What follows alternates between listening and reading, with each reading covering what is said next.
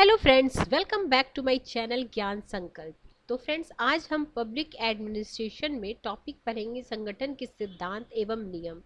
ये काफ़ी important topic है। इससे पॉलिटिकल साइंस पब्लिक एडमिनिस्ट्रेशन से एक दो क्वेश्चन हर एग्ज़ाम में, तीन चार क्वेश्चन भी किसी एग्ज़ाम में आते हैं। अगर आप टीजीटी भी दोगे तो एक क्वेश्चन तो इससे आता ही है, एक से दो क्वेश्चन। तो ये वाला जो टॉपिक है, ये आप अगर एसएसटी के स्टूडेंट हो तब भी ये पॉलिटिकल साइंस में ये वाला संगठन के सिद्धांत एवं नियम पढ़ना, क्योंकि आपने देखा हो, अगर मैं जैसे पढ़ाऊंगी तो आपको पता चल जाएगा कि इस टाइप के क्वेश्चन आपने पहले भी देखा है। और इसके अलावा आपको मेरे चैनल पे पॉलिटिकल साइंस की जितने भी सब यूनिट है सारे की क्लासेस आपको मिल जाएंगे। सिस्टमेटिक वे में मैंने सारे क्लासेस यूजीसी नेट के सिलेबस के अकॉर्डिंगली करा रखा है। आप अगर पहली बार आए तो प्लीज़ एक बार प्ले लिस्ट को ज़रूर चेक करना, आपके लिए काफ़ी बेनिफिशियल क्लासेस मिलने वाली है। तो फ्रेंड्स, अगर पहली बार आए तो प्लीज़ चैनल को सब्सक्राइब भी कर लेना, और अगर पसंद आए तो मेरे वीडियो को लाइक ज़रूर करना और अपने फ्रेंड में शेयर भी करना।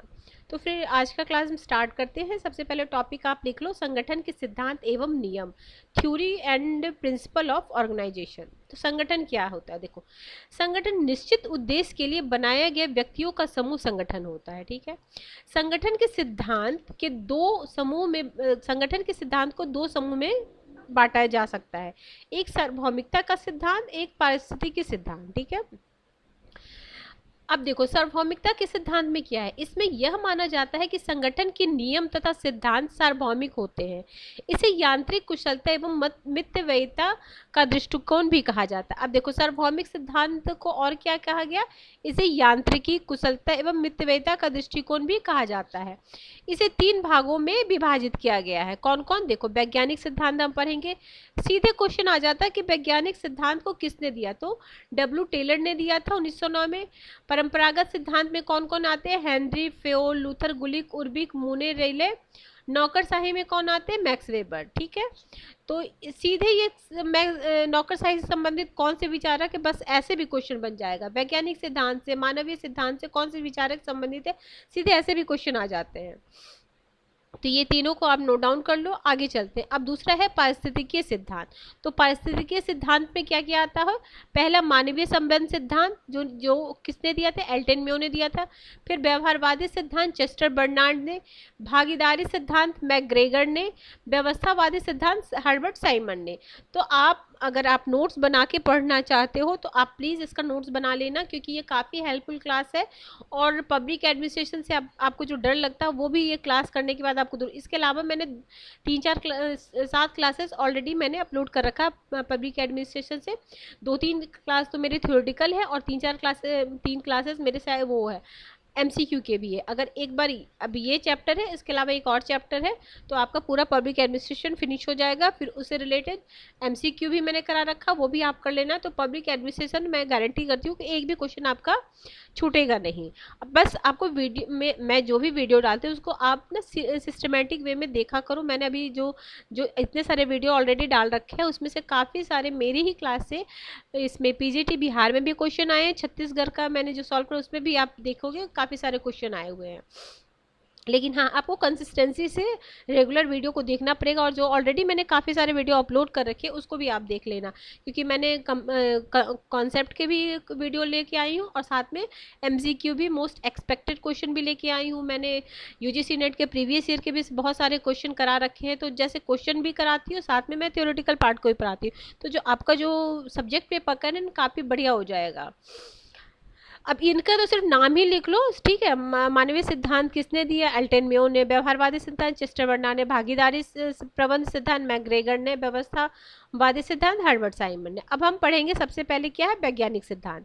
ठीक है। वैज्ञानिक सिद्धांत से क्या क्या क्वेश्चन बनेगा वो भी मैं बताऊंगी। देखो, सबसे पहले तो ये नोट डाउन कर लो, वैज्ञानिक प्रबंध नामक शब्द जो सबसे पहले बायोलॉजी के ये थे, लुई ब्रैंडिस, इन्होंने किया था। सबसे पहले वैज्ञानिक प्रबंध को जो सबसे पहले जो वर्ड क्वाइन किया था लुई ब्रैंडिस ने। यही सेम, मतलब यही क्वेश्चन बन जाएगा कि सबसे पहले वैज्ञानिक प्रबंध किसने गढ़ा या सबसे पहले किसने क्वाइन किया, तो लुई ब्रैंडिस ने।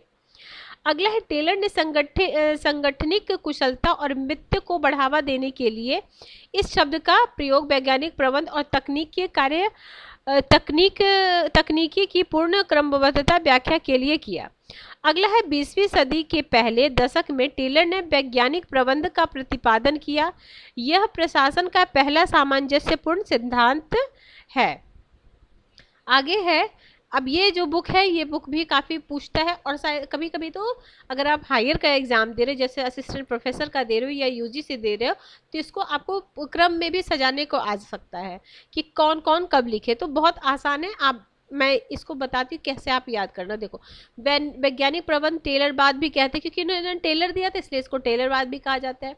अब इनकी रचना क्या है, अब पीस रेट सिस्टम, ठीक है, पहले हम पीस में काटेंगे, ठीक है, फिर उसको फिर हम उसको शॉप में ले जाएंगे, ठीक है, शॉप में ले जाएंगे, फिर शॉप मैनेजमेंट हो गया, आर्ट एवं कटिंग मेटल, फिर हम देखेंगे कि शॉप में ले गए तो नहीं सही से हुआ तो उसको आर्टिस्टिक तरीके से उसकी कटिंग करेंगे, ठीक है।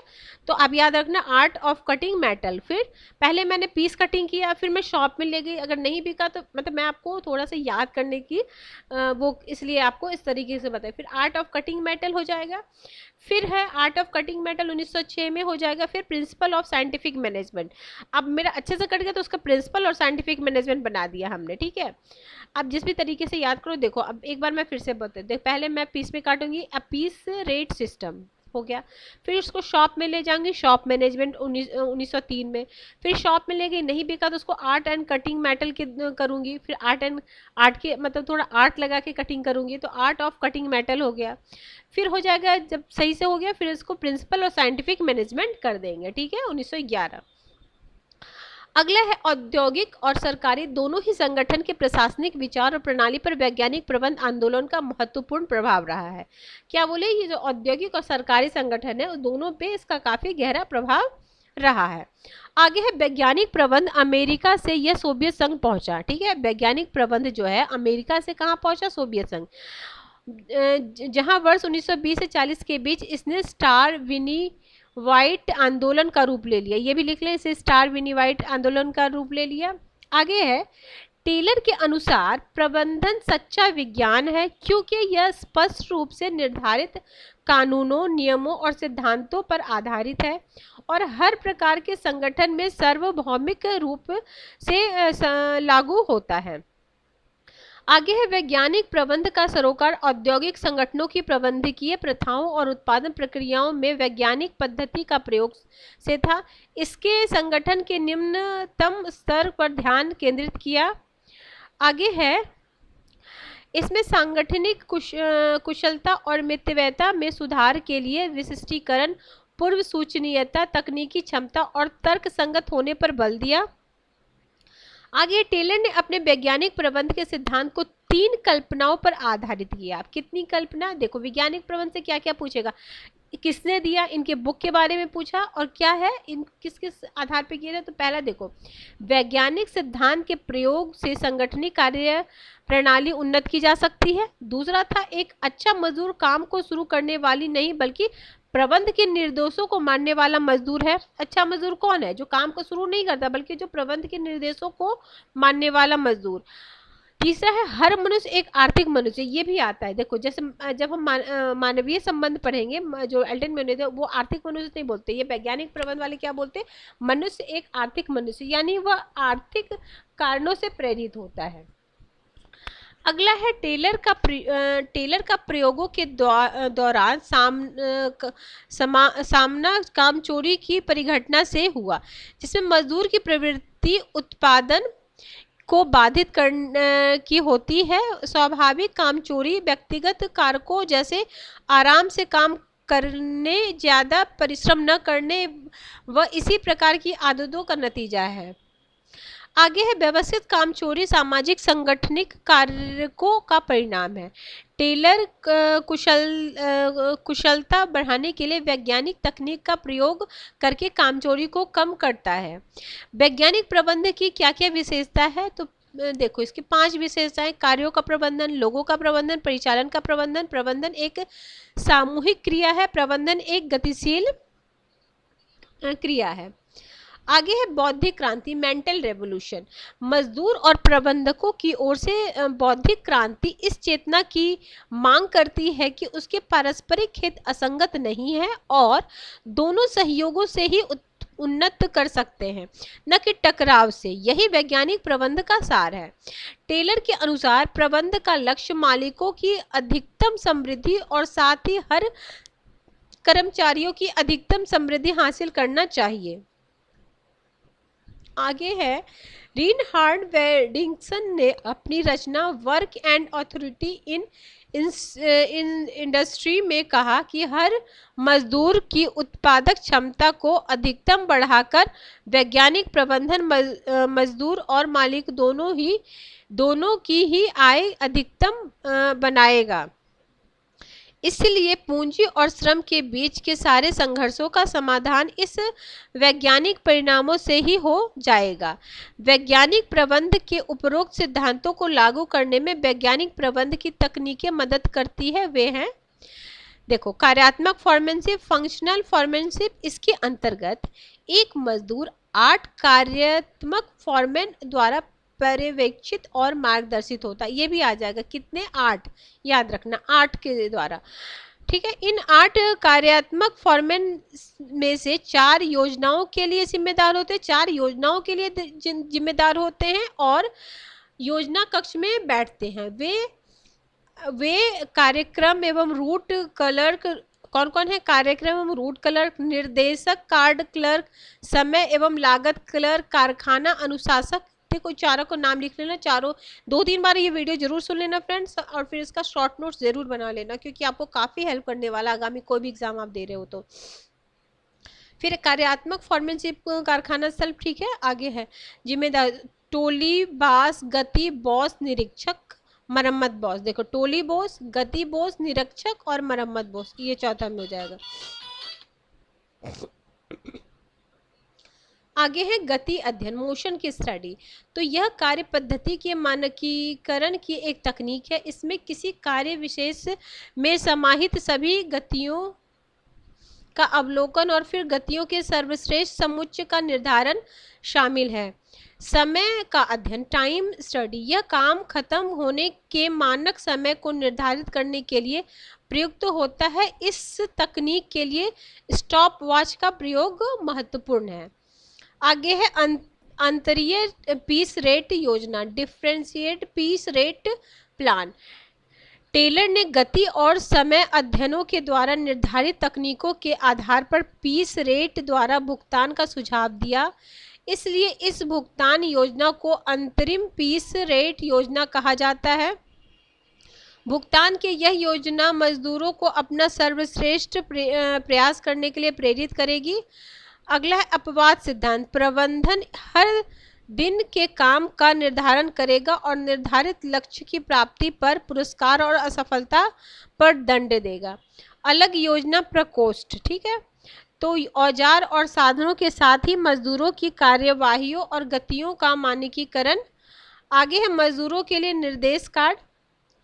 वैज्ञानिक प्रबंध की कई वर्गों में आलोचना की गई। अभी तक मैंने उसके बारे में पढ़ा क्या क्या है उसमें, अब इसकी आलोचना किस तरह से की जाती है अब ये हम देखेंगे। देखो, यह एक अधूरा सिद्धांत है, उच्च स्तर की संगठनिक प्रक्रिया की उपेक्षा है, मानवीय पहलू की अनदेखी है, यह मजदूरों को यंत्र मानता है। तीसरा है मानवीय प्रेरणा की व्याख्या, यह आर्थिक कारकों के अर्थों में ही करता है और प्रेरणा के सामाजिक और मनोवैज्ञानिक पहलू को उपेक्षित करता है। चौथा है मजदूरों के उत्पादन से जुड़े व्यवहार से ही सरोकार रखने के कारण मार्च एवं साइमन ने इसकी कल्पना शारीरिक प्रबंध विचारधारा के रूप में की। आगे इसका सबसे ज्यादा विरोध मजदूर नेताओं ने किया।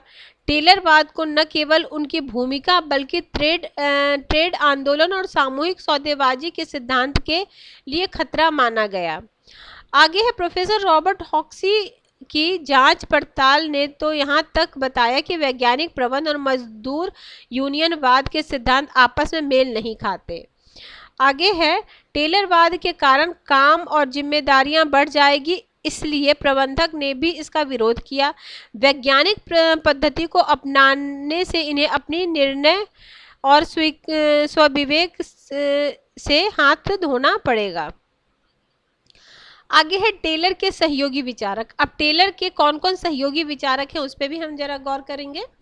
देखो, टेलर के जो हैं H.L. गांट, इन्होंने बोनस प्रणाली और प्रोत्साहन इंसेंटिव के माध्यम से उत्पादन बढ़ाने का प्रयास किया। आदतों के माध्यम से कर्मचारी के शुरुआती दिनों में उत्पादन बढ़ाने का समर्थन किया। गिलब्रेथ ने प्रवाह प्रक्रिया चार्ट, फ्लो प्रोसेस चार्ट, ठीक है, के माध्यम से उत्पादन बढ़ाने का समर्थन किया। गति अध्ययन में रुचि रखते थे और उन्होंने 18 प्रकार की गतियों की पहचान की, जिसे वे द रिबलिंग्स कहते हैं, रिबलिंग्स, ठीक है। अगला है इमर्सन हैरिंगटन, क्षमता के 12 सिद्धांत, द 12 प्रिंसिपल ऑफ इफिशियंसी में उत्पादन बढ़ाने के लिए 12 नियमों का समर्थन किया। अब हमारा ये वैज्ञानिक प्रबंध खत्म होता, अब हम आगे पढ़ते परंपरागत सिद्धांत। तो देखो, प्रशासन के इस सिद्धांत का विकास 20वीं सदी के पूर्वार्ध में हुआ था, ठीक है। इसके कौन कौन से प्रवर्तक हैं परंपरागत के? देखो, हेनरी फ्योल है, लूथर गुलिक है, लिंडल उर्बिक है, जेडी मुनी है, एसे मुने रेली, मेरी पार्कर फॉलेट है। क्लासिकल सिद्धांत के अन्य नाम इसको क्लासिकल सिद्धांत भी कहते हैं या परंपरागत सिद्धांत, औपचारिक सिद्धांत, यांत्रिकी सिद्धांत, संरचनात्मक सिद्धांत एवं प्रबंध प्रक्रिया स्कूल है। मार्क और साइमन इसे प्रशासनिक प्रबंध सिद्धांत कहा। यह सिद्धांत औपचारिक संगठनिक संरचना और प्रशासनिक की विधि पर बल देता है। इसकी लाक्षणिक और विशेषताएं विशिष्टीकरण और वर्गीकरण, तर्क संगति और अवैज्ञानिकता और कार्यकुशलता, श्रम विभाजन इस सिद्धांत की केंद्रीय विशेषता है। गुलिक और उर्बिक ने papers on the science of administration, ये भी बुक आता है, papers on the science end of administration के प्रकाशन के साथ यह सिद्धांत अपनी पराकाष्ठा पर पहुंचा। संगठन के कुछ मूलभूत सिद्धांतों के अनुरूप बना हो तब इसकी कुशलता और अर्थव्यवस्था को अधिकतम बेहतर बनाया जा सकता है। संगठन के सिद्धांत निर्धारित करना उनका मुख्य काम बन गया। ठीक है फ्रेंड्स, फिर अगले हम क्लास में देखो हेनरी फ्योल का पढ़ेंगे। फिर है, देखो क्या क्या है इसमें, हेनरी फ्योल हो गया, फिर लूथर टेलर और हेनरी फ्योल की तुलना यहाँ पे होगी, फिर लूथर गुलिक का होगा, फिर गुलिक के बाद फारकर फॉलेट का होगा, उसके बाद फिर मानवीय संबंध। ठीक है, इसमें 2 क्लास अभी और लग जाएंगे। ठीक है फ्रेंड्स, तो अगर आपको किसी वजह से ये चैनल हेल्प कर रहा है आपके प्रिपरेशन में, तो आप प्लीज़ मेरे चैनल को सब्सक्राइब करें, मेरे वीडियो को ज़्यादा से ज़्यादा अपने फ्रेंड में शेयर करें ताकि उन्हें भी ये कंटेंट मिल सके। और मिलते हैं फिर नेक्स्ट वीडियो में। Till then bye bye.